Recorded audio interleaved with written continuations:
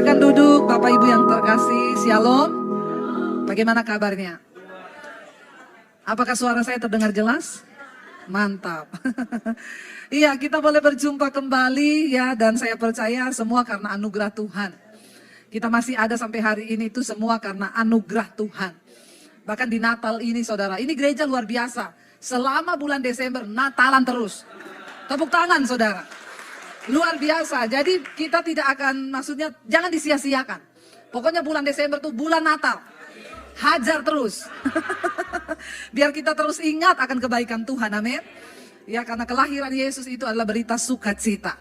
Iya, baik, kita baca bersama. Mari kita buka Injil Lukas pasal yang kedua, saudara. Injil Lukas pasal yang kedua, ayat yang ke-8 mulai. Di sana judul perikopnya gembala-gembala. Di daerah itu ada gembala-gembala yang tinggal di padang menjaga kawanan ternak mereka pada waktu malam. Ayat yang ke-9, tiba-tiba berdirilah seorang malaikat Tuhan di dekat mereka dan kemuliaan Tuhan bersinar meliputi mereka dan mereka sangat ketakutan. Ayat yang ke-10, lalu kata malaikat itu kepada mereka, jangan takut, sebab sesungguhnya aku memberitakan kepadamu kesukaan besar untuk seluruh bangsa.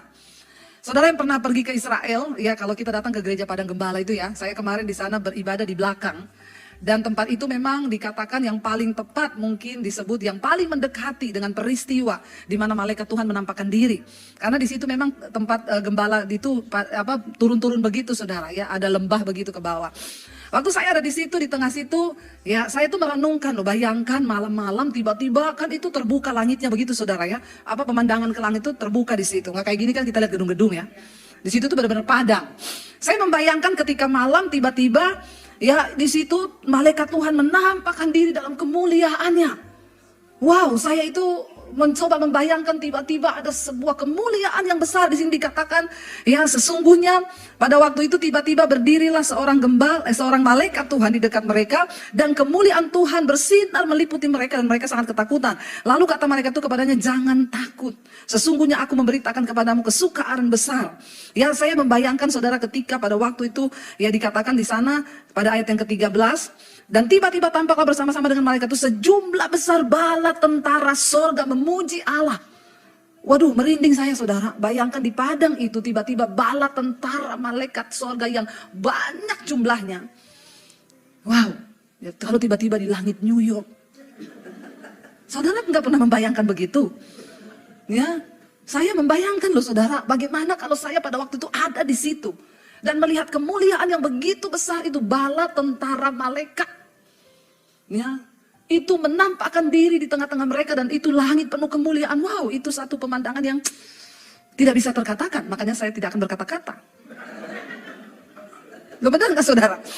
Silakan saudara membayangkan sendiri-sendiri sesuai dengan halusinasimu. Ya, tapi itu wow banget kan? Ya, waktu saya ada di situ berdiri saya terpukau loh Tuhan. Ya, betapa mulianya. Ketika malaikat itu berdiri dia berkata, jangan takut.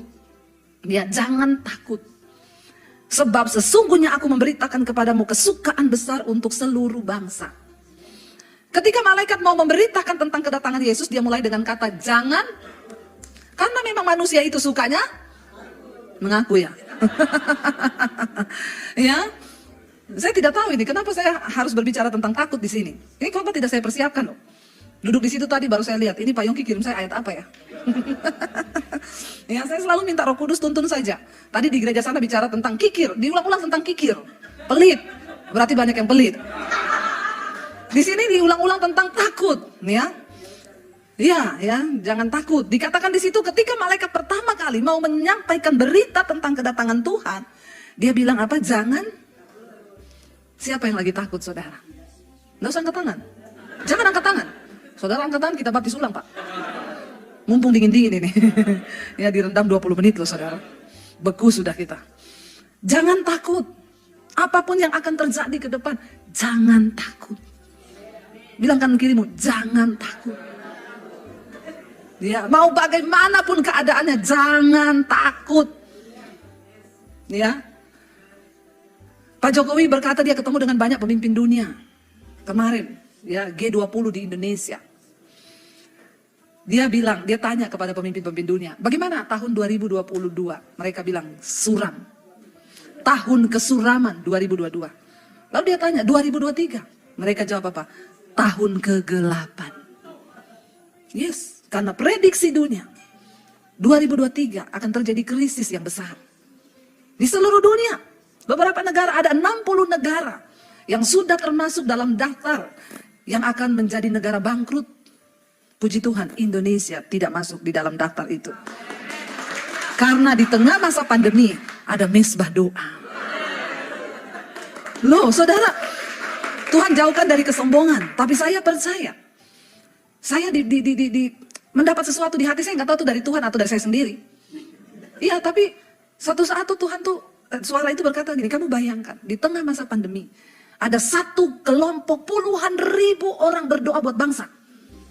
Buat bangsa. Ya, dan itu ada di Indonesia. Setiap mesbah doa itu 50 ribu loh yang ikut. Ya, mesbah syukur di Debbie Basir TV. Itu sampai 70 ribu, kadang mendekati 100 ribu. Kita butuh gedung sebesar apa untuk menampung orang seperti itu, dan semua berdoa. Terutama berdoa buat bangsa Indonesia. Bersihkan pemerintahan Jokowi, bersihkan semua polisi, TNI, Polri. Dan apa yang terjadi hari ini di Indonesia, saya percaya itu jawaban doa. TNI, Polri dibersihkan. Sekarang semakin Tuhan memurnikan.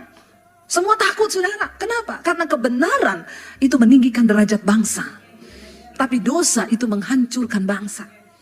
Ya, kita banyak belajar di Amerika sini, nggak ada polisi berdiri di jalan nakut-nakuti orang, nggak perlu.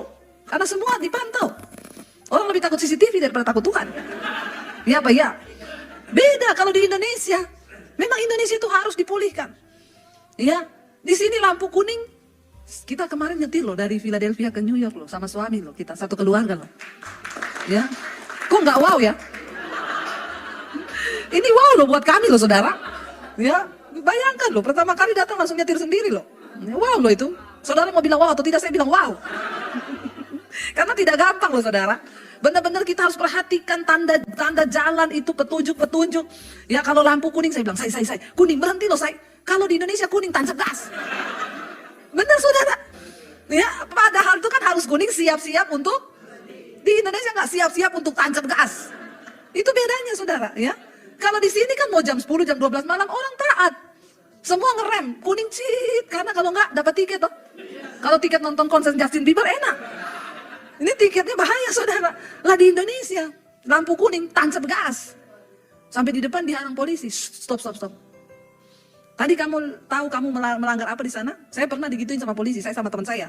Teman saya yang nyetir soalnya ibu-ibu. Tiba-tiba polisi hentikan kita, dia tanya, maaf ibu tahu pelanggaran ibu? Saya bilang saya tahu, yang saya tidak tahu bapak muncul dari mana. Di sana polisi sembunyi di balik pohon. Malah dia doakan, moga-moga melanggar. Biar bisa ditilang saudara. Ya, tilang mintanya ini, tapi sekarang nggak boleh. Peraturan di Indonesia sekarang polisi tidak boleh menilang. Tepuk tangan Indonesia, luar biasa. Karena ada yang berdoa, amin. Semua pemimpin negara berkata tahun depan adalah tahun kegelapan. Tapi bagi orang yang percaya pada Tuhan, tidak perlu takut. Enggak peduli seburuk apapun keadaan itu, asal Tuhan beserta kita.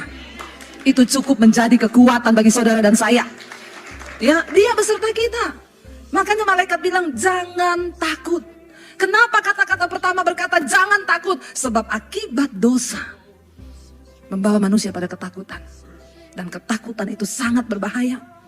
Ketika Adam dan Hawa jatuh ke dalam dosa, lalu mereka mendengar langkah kaki Tuhan di taman. Apa yang terjadi mereka? Takut.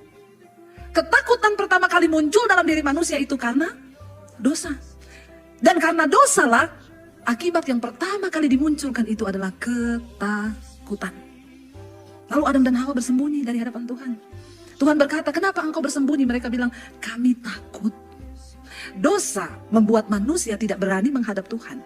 Yang ada sebaliknya, mereka takut. Bukan takut akan Allah loh. Mereka punya ketakutan yang negatif untuk datang kepada Tuhan. Karena mereka berpikir itu adalah penghukuman. Mereka pasti mati ketemu Allah yang kudus. Tapi karena begitu besar kasih Allah akan dunia ini, dia datang karena dia tahu kalau manusia takut untuk datang kepada dia. Sebab ada satu hal yang bisa menghancurkan hidup kita saudara. Waktu hubungan kita dengan Tuhan itu terputus. Orang boleh kaya, punya berapa triliun. Tapi waktu hubungannya dengan Tuhan rusak. Waktu hubungannya dengan Tuhan terputus, saya yakin tidak mungkin ada kebahagiaan. Makanya orang yang bahagia itu bukan orang kaya. Amin. Yang tidak kaya katakan amin. Ya, yang kaya juga bilang amin. Ya, bukan kekayaan. Walaupun kaya, kalau hubungan kita dengan Tuhan rusak. Dan apa yang menyebabkan hubungan manusia itu dengan Tuhan rusak? Yang pertama adalah dosa. Dosa. Karena itu Yesus datang ke dalam dunia untuk memperdamaikan dirinya dengan umatnya, manusia. Sebab dia tahu manusia hancur hidup tanpa Tuhan. Manusia binasa hidup tanpa Tuhan. Dan tidak akan pernah ada kebahagiaan di dalam hidup manusia. Saya mau sampaikan saudara, kita di Amerika ini mungkin hidup lebih baik. Tapi kalau engkau hubunganmu dengan Tuhan rusak, maka engkau cuma akan menjadi hamba uang. Apalagi di Amerika. Kerja dari pagi sampai malam-malam ya. Ya, saya bilang di Indonesia orang punya uang 10.000 aja masih bisa kongko-kongko. Itulah kebahagiaan kita di Indonesia.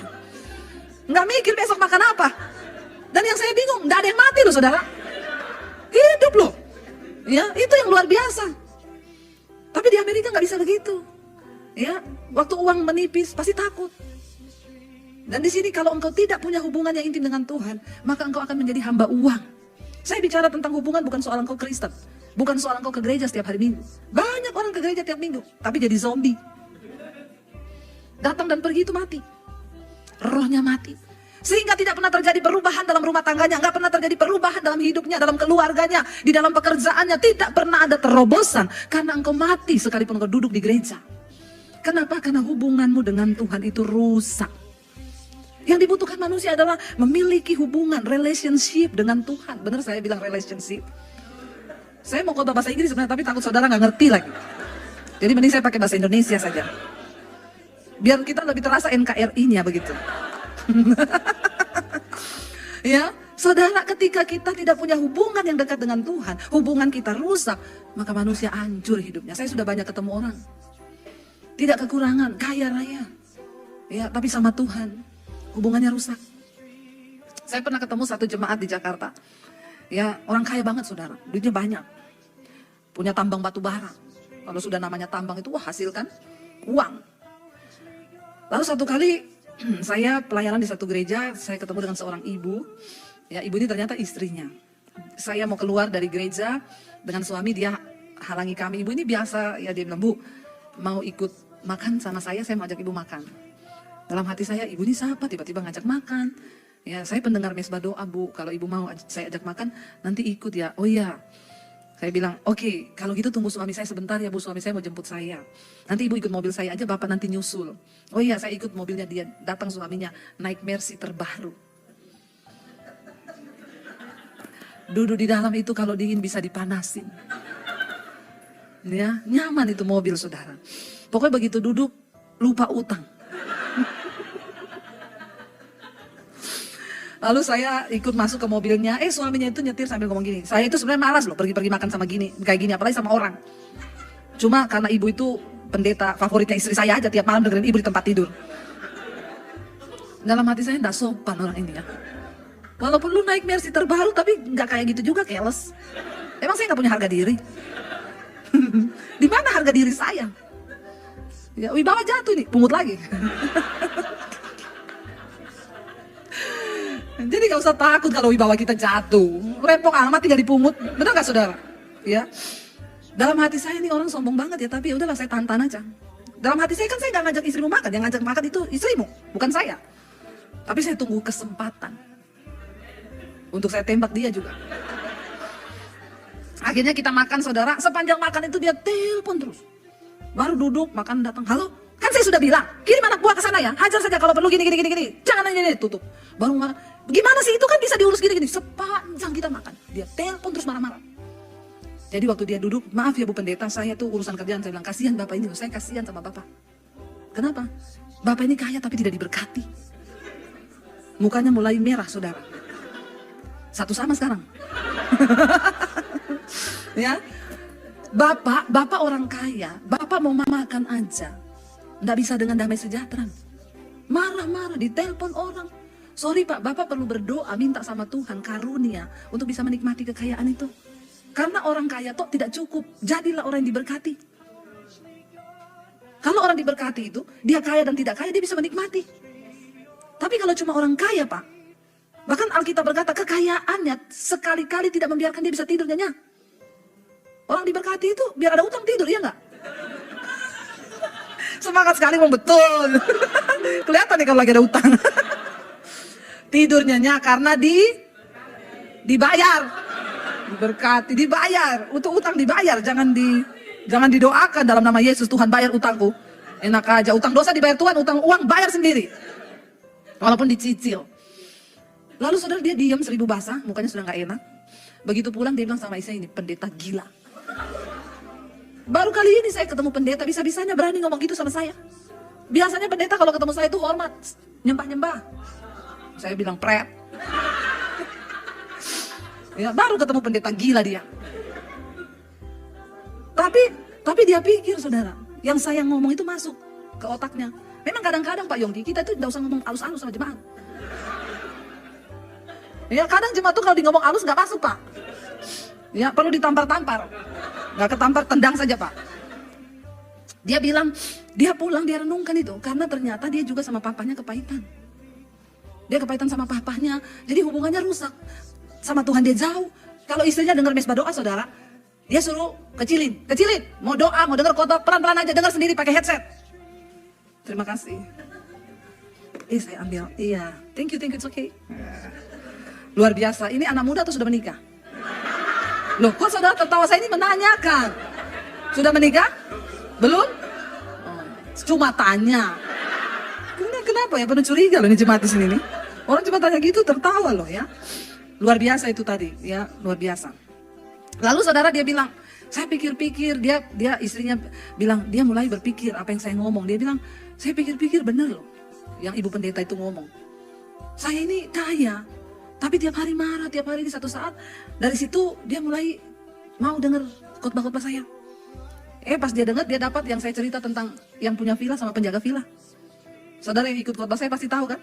Atau sudah lupa? Kalau lupa saya ceritain lagi. Oh belum dengar. Ya. Jadi biar aman saya cerita lagi. Saya khotbah ya konon satu hari. Saya tuh khotbah, saya bilang gini, saudara, ada orang itu punya villa besar ya di puncak. Saya ketemu, kita mau pergi lihat, mau meninjau lokasi buat kita sewa retreat. Saya ketemu, Pak, yang punya villa di mana? Di Jakarta, Bu. Saya datang, bapaknya lagi duduk di pinggir kolam renang, anaknya berenang, istrinya goreng pisang, bapaknya ngopi. Sesekali anaknya naik ambil pisang goreng, keluarga ini bahagia sekali. Saya bilang, Pak, yang punya villa di mana? Di Jakarta, Bu. Bapak sudah lama di sini? Lama, Bu, ada 15 tahun. Jadi kalau villa rusak, tinggal telepon yang punya villa. Pak, listrik rusak, berapa? Sudah panggil tukang? Sudah. Habisnya berapa? 5 juta. Oke, saya transfer. Masih dibayar gaji per bulan. Dia hidup menikmati villa. Anak istrinya bahagia menikmati kolam renang. Yang punya villa di Jakarta cekot-cekot. Mikirin apa? Mikirin cicilan utang. Waktu bangun villa habisnya 100 M. Dia harus cicil setiap bulan. Belum cekot-cekot dikejar tukang pajak. Jadi yang lebih diberkati yang mana? Yang penjaga villa atau yang punya villa? Jadi saudara mau jadi penjaga villa? Yuk kalau lebih diberkati, kenapa enggak? Hidup ini singkat. Bener enggak? Dia dapat kebahagiaan dengan istri anak. Yang punya villa naik Mercy, naik Ferrari. Tapi pikirannya cekot-cekot, tiap hari berantem sama istri. Kenapa? Tidak diberi karunia untuk menikmati. Dia bilang waktu dia dengar khotbah saya itu, ini aku banget nih. Aku banget nih, dia bilang. Masih mending penjaga villa daripada saya ini. Dia tiap hari berantem sama bapaknya. Nah, satu saat dia telepon saya, Bu Pendeta, saya ini mau konseling sama ibu. Saya bilang, mau konseling sama pendeta gila? Enggak salah. Ya, saya sama papa saya tiap hari berantem, Bu.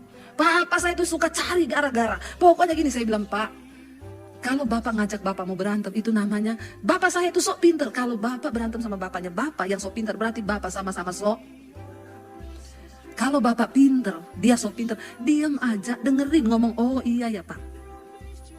Benar gak saudara? Saya bilang orang tua itu cuma mau didengar. Dengar aja, gak usah diajak berantem. Kita ngajak berantem, kapan selesainya? Bapak iyain aja, walaupun bapak tidak melakukan yang dia bilang. Kan gak semua harus kita turuti kalau tidak sesuai dengan kemauan kita juga. Iyain aja, oh iya ya Pak, oh iya Pak, pergi sudah selesai. Kenapa bapak juga berantem? Akhirnya bapak jadi bodoh, bapak kepahitan, gak bisa nikmati hidup, orang kaya, marah-marah terus. Bentar lagi mati loh Pak. Dia sadar saudara. Saya berdoa buat dia, akhirnya dia dipulihkan. Ya, dia lagi mau bangun satu gedung di Tangerang. Bu, saya kasih lantai 1 buat ibu pakai untuk mesbah doa onsite di Tangerang. Dengan kapasitas yang hampir mencapai 1.000 orang. Orang tuh kalau di zaman Tuhan kan, waktu hubungan kita diperdamaikan dengan Tuhan, saya bilang perlu cari Tuhan. Sekarang ke gereja terus. Istrinya bilang, luar biasa loh Bu, itu dulu kalau ke gereja nggak ada 5 menit udah keluar sama anaknya. Anaknya 1 laki-laki. Sekarang Bu kalau ke gereja, ya duduk sampai selesai dengerin firman. Saudara, apa yang dibutuhkan manusia?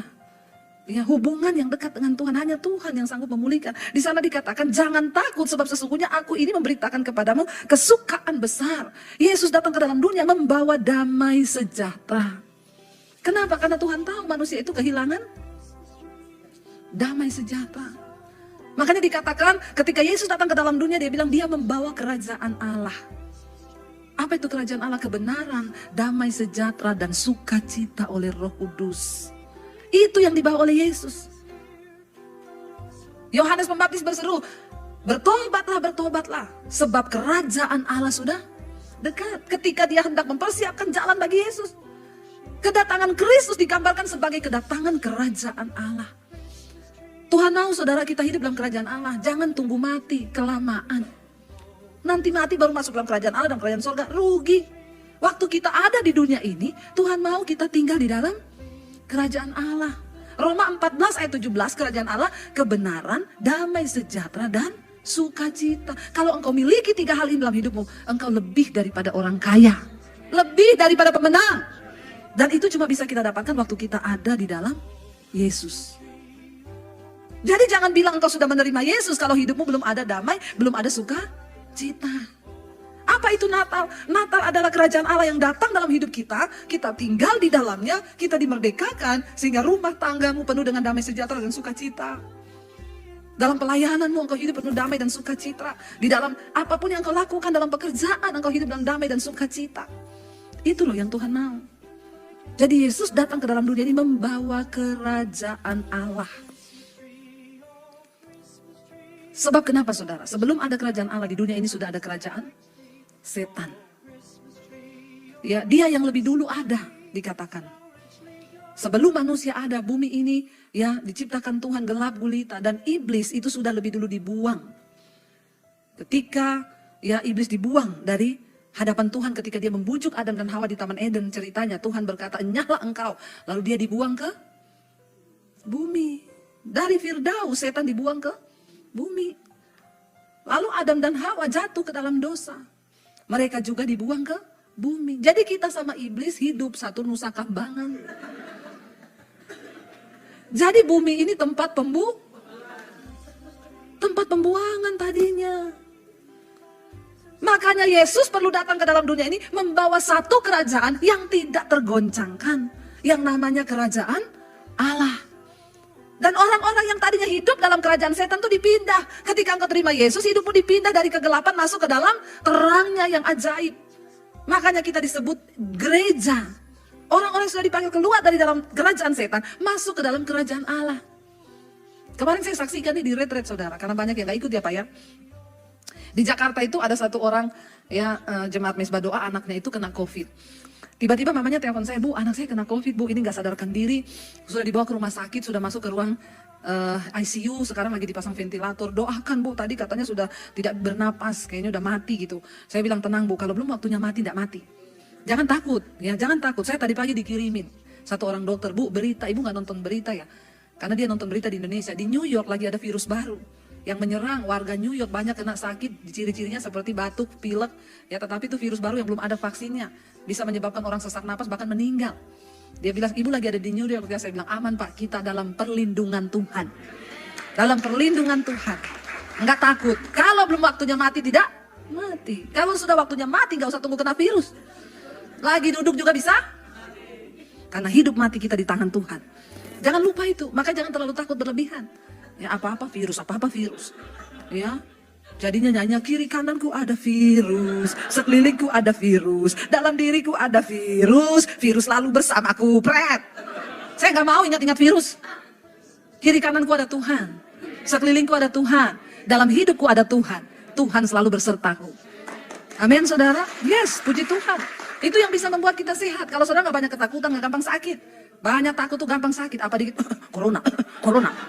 Ya, cuma masuk angin sedikit, corona, corona, corona. Jangan saudara, akhirnya hidup kita ini di bulan-bulanan sama iblis. Akhirnya saya bilang tenang Bu, ayo kita berdoa lewat telepon. Berdoa lewat telepon, namanya tenang, besoknya saya dikabari, Bu, puji Tuhan anak saya sadar. Tapi setelah itu anaknya telepon saya lagi, Bu. Saya setelah sadar dari koma itu kemarin, dia berapa hari koma, ada yang aneh Bu, saya tuh bisa lihat setan. Dengan mata begini bisa lihat setan. Oh iya, iya, jadi dia kan dokter. Dia bilang saya masuk di rumah sakit itu Bu, astaga itu setan semua Bu. Dari yang bentuknya kuntilanak, pocongan, tuyul, anak kecil, kepala berjalan, tangan puntung, itu semua saya lihat. Tapi saya ini, saya nggak takut Bu, saya nggak takut. Karena puji Tuhan dia memang mengalami perjumpaan dengan Tuhan secara pribadi sebelum dia mengalami itu. Dia banyak berubah, dia telepon saya bimbing dia, mamahnya juga bilang berubah banget anak ini Bu. Dulu sombong minta ampun, angkuhnya, karena dia lulus cum laude terus. Tapi setelah mengalami perjumpaan pribadi dengan Tuhan, itu dia berubah banget. Tapi setelah itu dia mengalami itu, dia koma itu. Dan saya tanya, kamu takut? Nggak takut sih Bu, tapi risih aja ya. Kadang saya lagi periksa pasien, tiba-tiba muncul kepala manusia dari bawah kolong. Jadi saya teriak, gitu. Pasien tanya, kenapa Bu dokter? Kecoa. Padahal itu saya lihat Bu, bener.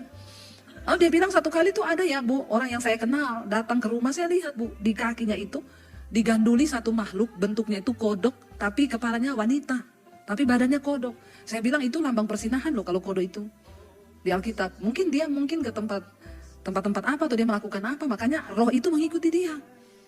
Terus saya bilang, kamu apain? Saya bilang, bentar kamu dari mana? Dia bilang, kamu diikuti sesuatu loh, saya doakan ya. Terus iya, dia doakan dalam nama Yesus, tadinya nggak bisa lepas. Dalam nama Yesus, dia suruh, kamu juga tengking, ayo dalam nama Yesus, akhirnya hilang. Ya, lalu dia tanya, itu benar nggak Bu kayak begitu? Benar, itu di dunia roh memang begitu. Kita harus percaya setan itu ada loh, jangan nggak percaya. Karena Alkitab bilang peperangan kita bukan darah dan daging, tapi roh jahat di udara. Lalu dia datang sama saya, dia bilang, Bu doakan ya, saya mau, bisa nggak Ibu tutup ini, saya tutup mata saya supaya saya nggak lihat-lihat Bu. Saya bilang, waduh, bagaimana cara menutupnya ya? Saya bilang yang pasti ya cuma Tuhan lah yang bisa, Roh Kudus saya nggak bisa.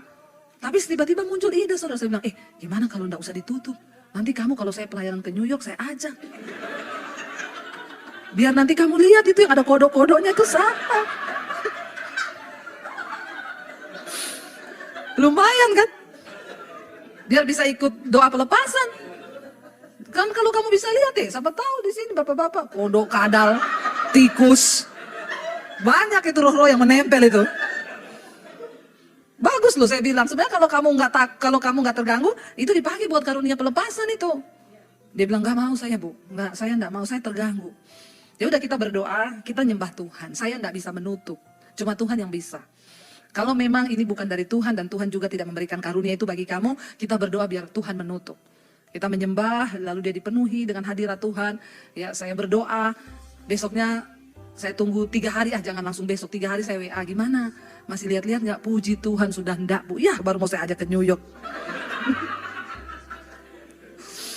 Saudara, di dunia ini adanya kerajaan setan. Yesus datang membawa kerajaan Allah. Setan tuh gak pernah takut saudara bolak-balik ke gereja. Setan gak takut Anda melayani Tuhan, main musik, singer, setan gak takut. Tapi setan gemetar waktu engkau bertobat dan melakukan firman. Setan gemetar akan hidupmu. Mari kita jadi orang Kristen yang berdampak. Kita menggoncangkan kerajaan setan. Dan hidup kita juga berdampak bagi kerajaan Allah. Kalau engkau tidak bertobat dan tidak sungguh-sungguh dipindahkan dari kerajaan gelap ke terang, maaf, engkau jadi Kristen abu-abu.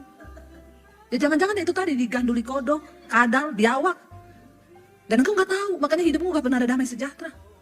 Loh, orang kalau tidak menyerahkan diri pada kebenaran, berarti kan engkau menyerahkan diri kepada setan.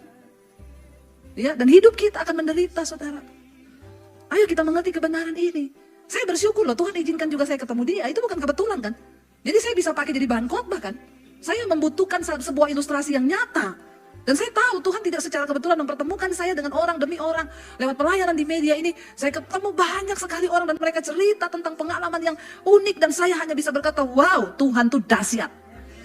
Ketika orang ketemu Tuhan, dia sungguh-sungguh mencari Tuhan, di situ terjadi perubahan dalam hidupnya. Dahsyat Tuhan itu. Benar saudara. Ya, dan di sini dikatakan saudara, ya dia membawa kesukaan besar. Ayat 12, dan bagimu, dan inilah tandanya bagimu, kamu akan menjumpai seorang bayi dibungkus dengan lampin dan terbaring di dalam palungan. Dan tiba-tiba tampaklah bersama-sama dengan malaikat itu sejumlah bala tentara surga memuji Allah, katanya, kemuliaan bagi Allah di tempat yang maha tinggi, dan damai sejahtera di bumi di antara manusia yang berkenan kepadanya. Hanya orang-orang yang mengejar perkenanan Tuhanlah yang dapat menikmati damai sejahtera itu. Kita membutuhkan damai sejahtera lebih daripada engkau membutuhkan uang. Bukan uang yang bisa bikin orang damai sejahtera. No, banyak orang kaya. Waktu saya ketemu dia, saya pulang, saya kadang sama saya bilang, suami saya ada janji mau ketemu satu orang ibu, dia kaya banget nih. Begitu pulang, saya selalu ngomong, ternyata kita lebih bahagia dari banyak orang kaya. Karena kita memiliki damai sejahtera dalam Kristus. Jadi salah kalau engkau mengejar uang, mengejar harta lebih daripada mengejar Tuhan. Sebab damai sejahtera dia tinggalkan bagi orang yang berkenan kepadanya. Jadi tidak semua orang Kristen bisa mengalami damai Natal itu. Ini loh yang dimaksud dengan damai Natal. Jangan cuma ngomong selamat Natal ya, damai sejahtera bagimu dan bagiku. Padahal kita tuh gak ngerti apa artinya damai itu. Waktu engkau punya damai, rumah tanggamu damai, anak-anakmu damai, mereka tumbuh di dalam takut akan Tuhan. Amin saudara. Ya, karena ada damai itu dalam diri kita. Makanya dikatakan kemuliaan bagi Allah di tempat yang maha tinggi, dan damai sejahtera di bumi di antara manusia yang berkenan kepadanya. Yang tadinya bumi ini adalah pembuangan, tapi Yesus datang.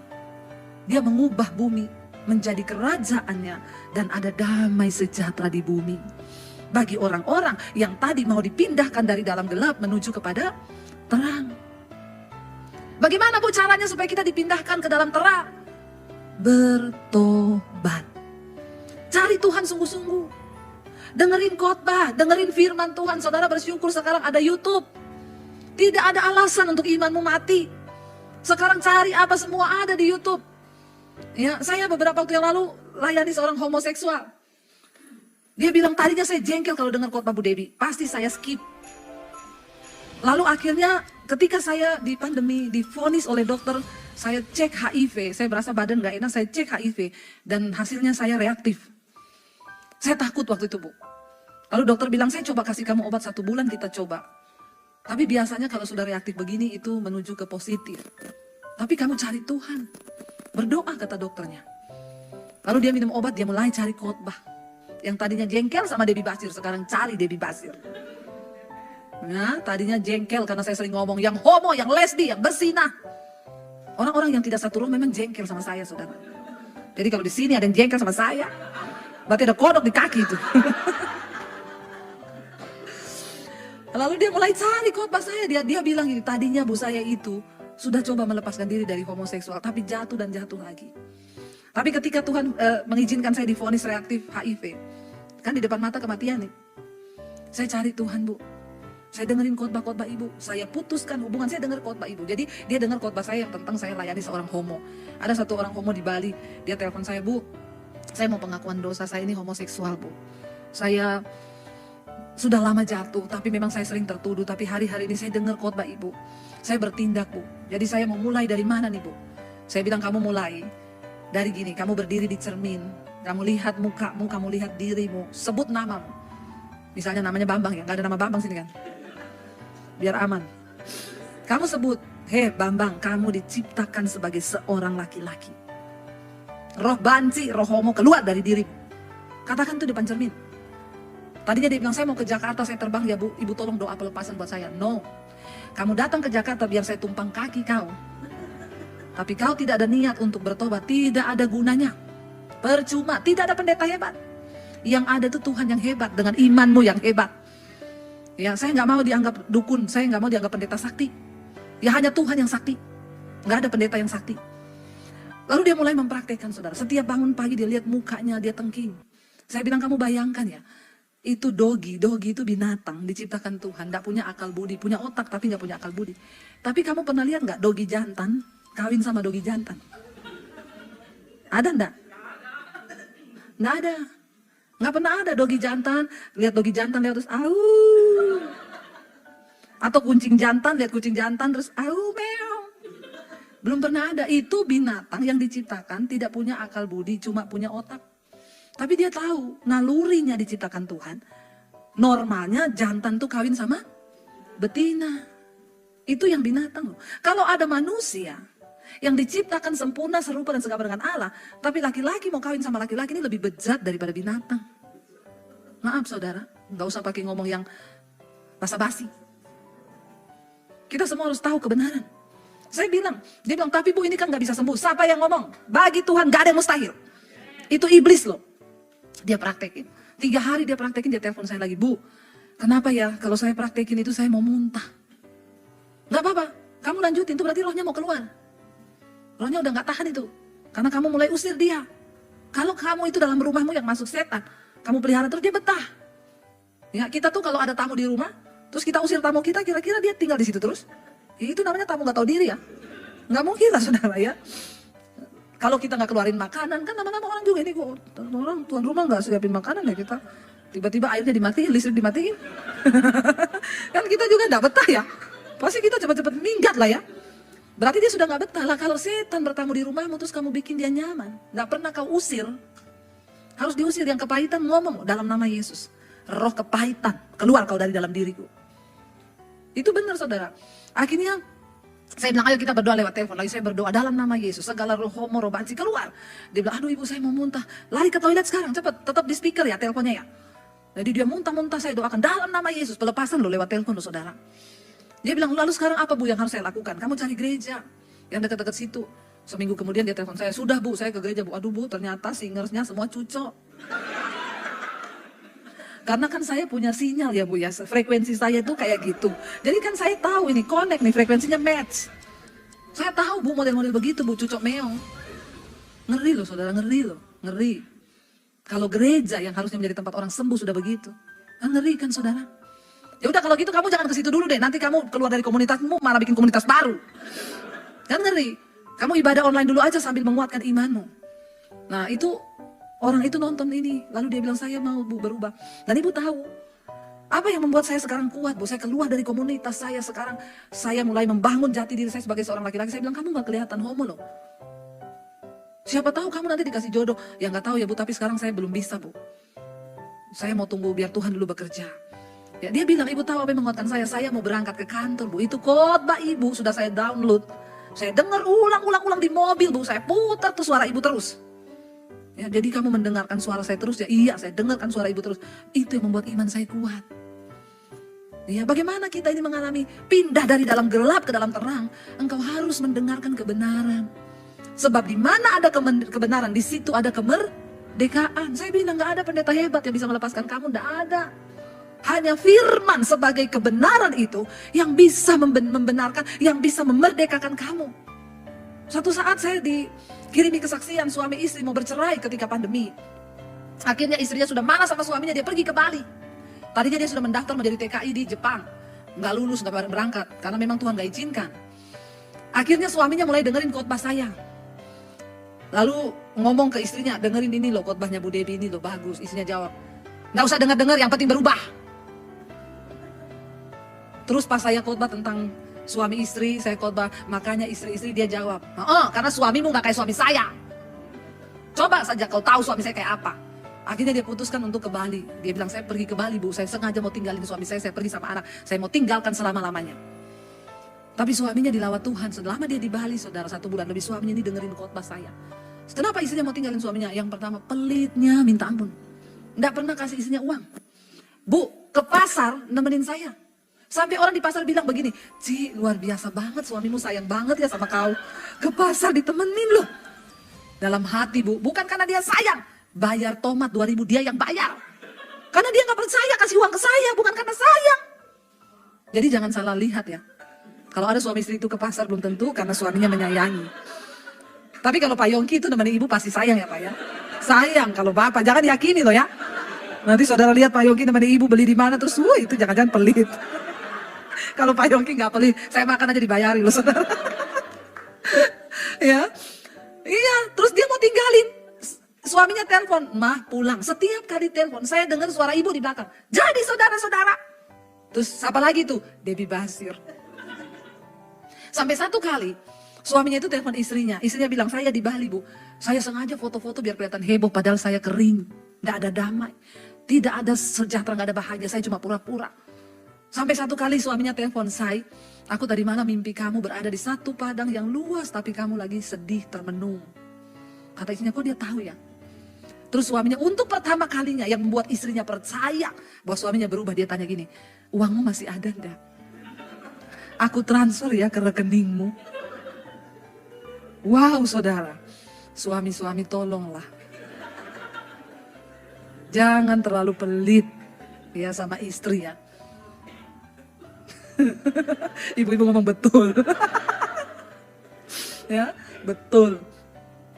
Iya saudara, akhirnya dia bilang, ih saya lihat dia berubah Bu. Buktinya apa? Dia transfer bener.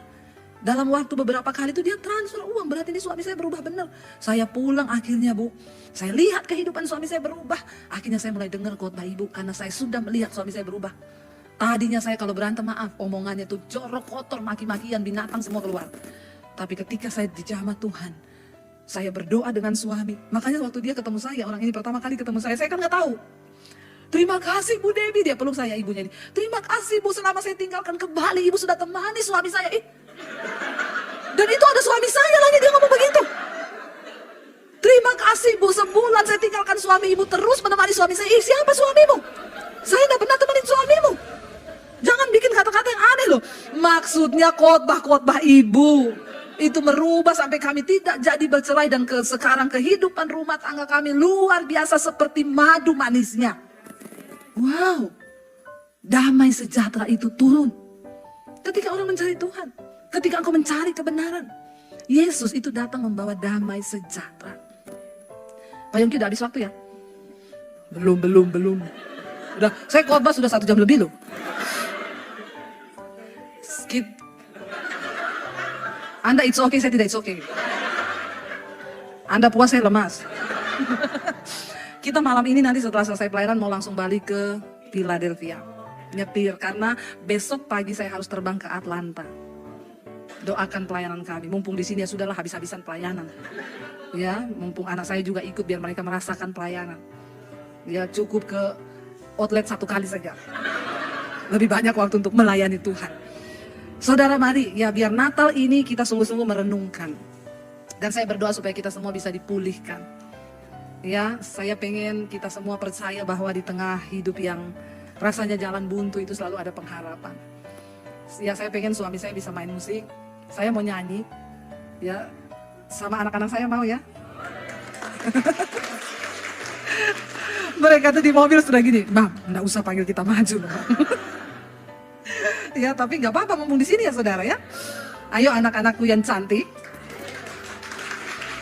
Jangan cuma semangat kalau ke outlet. Ayo sini maju ya, melayani Tuhan. Ya, kita percaya saudara bahwa Natal itu adalah mujizat ya yang Tuhan bawa. Dan Tuhan Yesus itu lebih tahu apa yang terbaik bagi kita. Tetaplah berjalan bersama Tuhan. Sekalipun terasa berat hari-hari ini. Namun kami tahu ketika kami tinggal di dalam Engkau, di dalam kerajaan-Mu Tuhan, Engkau yang pegang kendali di setiap musim hidup kami. Bahkan kami tidak takut apa yang akan terjadi di tahun-tahun ke depan. Asal Tuhan beserta dengan kami, itu cukup bagi kami. Sebab Engkau yang menjamin hidup kami Tuhan. Bahkan sampai pada kekekalan, kematian sekalipun tidak dapat pisahkan kami dari Kristus. Terima kasih Tuhan. Hari ini Engkau yang sedang mengalami hal-hal yang berat di hidup, jangan pernah salahkan Tuhan. Jangan pernah salahkan keadaan, tapi berserah kepada Tuhan. Karena kasih karunia-Nya beserta dengan kita. Terima kasih Bapa. Engkau yang akan terus berbicara di hati kami, untuk mengingatkan kami akan setiap firman-Mu. Taruh satu kerinduan di hati kami untuk lebih lagi membangun iman kami dalam firman, membangun hidup kami di dalam kebenaran. Sebab kebenaran itu akan memerdekakan kami. Berkati gereja-Mu di tempat ini. Hamba berdoa mereka semua menjadi penuai-penuai di akhir zaman. Pakai kami untuk menyelamatkan Tuhan, menyelamatkan kota bahkan bangsa ini Bapa. Kami berseru bagi kota ini Tuhan, selamatkan kota ini. Biar kabar kesukaan itu sampai kepada orang-orang yang ada di luar